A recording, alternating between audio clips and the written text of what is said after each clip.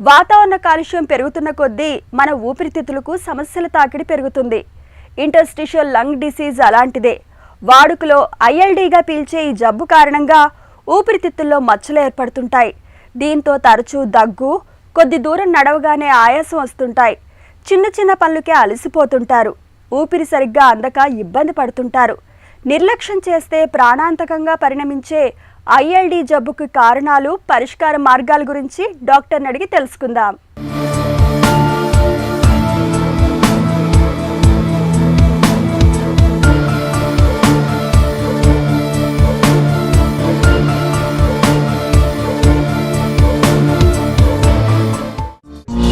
ఐఎల్డీ అంటే ఏంటి?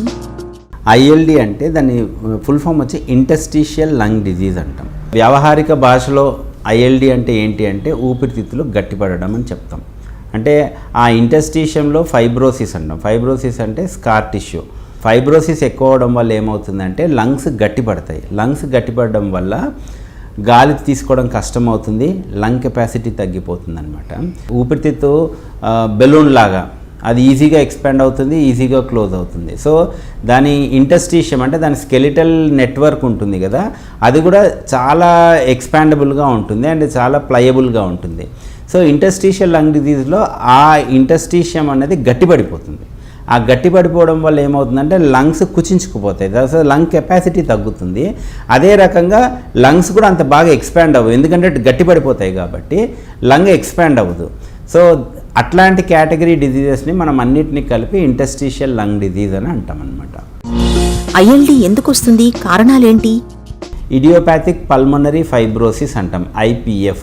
ఆ ఇడియోపాథిక్ పల్మనరీ ఫైబ్రోసిస్ అనేది చాలా కామన్. అది మనకి ఏమి కారణం ఉండదు, పేషెంట్స్కి ఊరికే పొడి దగ్గులాగా వస్తుంది అండ్ దెన్ నడుస్తుంటే ఆయాసం వస్తున్నట్టుగా ఉంటుంది. తర్వాత డాక్టర్ దగ్గరికి వెళ్ళి చూస్తే ఏంటంటే స్లోగా ఇంటర్స్టిషియం గట్టిపడిపోతుంది, మీకు ఐఎల్డీ ఉంది అని చెప్తారనమాట. అండ్ స్మోకింగ్ వల్ల వచ్చే ఇంటర్స్టిషియల్ లంగ్ డిజీజెస్ కూడా ఉన్నాయి, లైక్ డీస్క్వామేటివ్ ఇంటర్స్టిషియల్ న్యూమనైటిస్ అనేసి, లేకపోతే ఆర్బీఐఎల్డీ అంటాం, రెస్పిరేటరీ బ్రాంక్యోలైటిస్ ఐఎల్డీ. ఇవన్నీ స్మోకింగ్ రిలేటెడ్గా వచ్చే ఐఎల్డీస్ అనమాట. అదే రకంగా గ్రాన్యులోమాటస్ డిజీజెస్ వల్ల వచ్చే ఐఎల్డీస్ ఉంటాయి, లైక్ సార్కాయిడోసిస్ అంటాం. దానికి కారణం అంటూ ఏమీ లేదు, అది డైరెక్ట్గా వచ్చేస్తుంది అంతే. ఆ గ్రాన్యులోమాటస్ లంగ్ డిజీజెస్ దానికి కూడా కారణం అంటూ మనము ఇది అని చెప్పలేమన్నమాట. సో దాంట్లో కూడా లంగ్స్ గట్టిపడి ఐఎల్డీ వస్తుంది.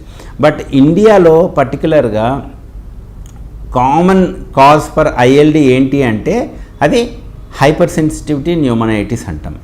అన్ని అపార్ట్మెంట్సే అయిపోయాయి ఇప్పుడు.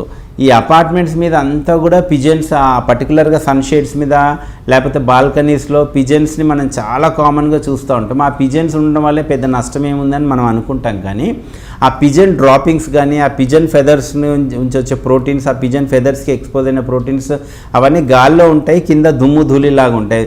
అవి లాంగ్ టర్మ్గా మనం పీల్చుకోవడం వల్ల ఏమవుతుందంటే ఊపిరితిత్తులు గట్టిపడడం స్టార్ట్ అవుతుంది అనమాట. That is called hyper sensitivity pneumonitis. అది చాలా ప్రధానంగా మనం ఈ మధ్యకాలంలో చూస్తున్న ఐఎల్డీ. కీళ్ళవాతం అనేది మన కొలోకియల్ లాంగ్వేజ్లో మనం కీళ్ళవాతం అంటాం. అంటే రుమటాయిడ్ ఆర్థరైటిస్ కానివ్వండి, అట్లా కనెక్టివ్ టిష్యూ డిజీజెస్ ఉన్న వాళ్ళల్లో కూడా ఐఎల్డీస్ వచ్చే అవకాశాలు చాలా ఎక్కువగా ఉన్నాయి.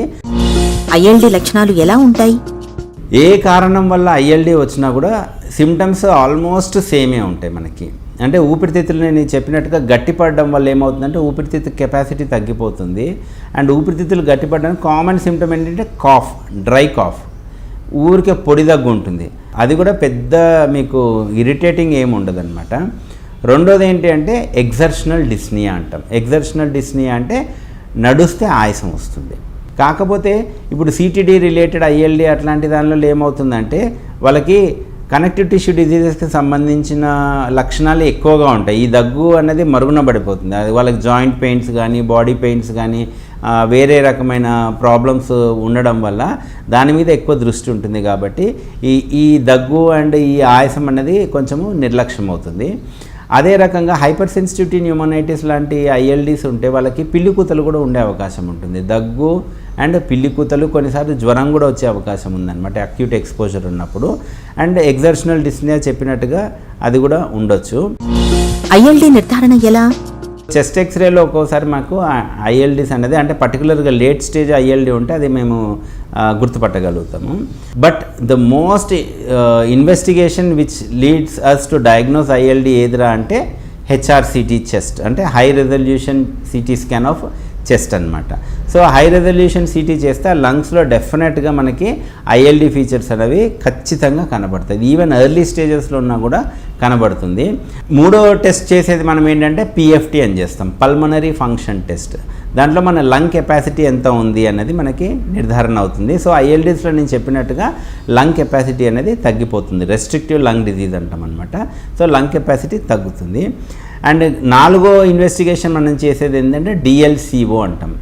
డిఎల్సిఓ అంటే the diffusion capacity of lung, అంటే ఆక్సిజన్ ఎంత లంగ్స్ గ్రహించగలుగుతున్నాయి, కార్బన్ డైఆక్సైడ్ ఎంత వదలగలుగుతున్నాయి. సో ఐఎల్డీస్లో మెయిన్గా గ్యాస్ ఎక్స్చేంజ్ యూనిట్సే ఎఫెక్ట్ అవుతాయి, దాంట్లో ఉన్న ఇంటర్స్టీషియమే ఎఫెక్ట్ అవుతుంది. కాబట్టి ఫస్ట్ ఎఫెక్ట్ ఆ గ్యాస్ ఎక్స్చేంజ్ మీద కూడా పడుతుంది అనమాట. సో డిఎల్సిఓ అనే టెస్ట్ చేస్తే మనకి డిఎల్సిఓ ఎంత తగ్గిందన్న దాన్ని బట్టి కూడా ఆ ఐఎల్డి తీవ్రత అనేది మనకి అర్థమవుతుంది. ఐఎల్డీకి చికిత్స ఎలా ఉంటుంది? విచ్ టైప్ ఆఫ్ ఐఎల్డి అనే దాన్ని బట్టి కూడా ట్రీట్మెంట్ ఉంటుందండి. ఫర్ ఎగ్జాంపుల్ మీకు హైపర్ సెన్సిటివిటీ న్యూమనైటిస్ అని చెప్పాను. దానివల్ల అయితే మనం first exposure to that allergen, దేనికైతే కారణం దాని నుంచి ఫస్ట్ దూరం వెళ్ళిపోవాలి. అసలు ఆ ఇంట్లోనే ఉండకూడదు. ఎక్కడైతే బర్డ్స్ లేవో, ఆ బర్డ్ ఫెదర్స్కి ఎక్స్పోజర్ లేదో, పర్టికులర్గా హైపర్ సెన్సిటివిటీ న్యూమనైటిస్ పేషెంట్స్ ఇల్లు మార్చితే మనకు ఆ ఎక్స్పోజర్ తగ్గుతుంది. సో ఫర్దర్ డ్యామేజ్ అనేది ప్రివెంట్ అవుతుంది.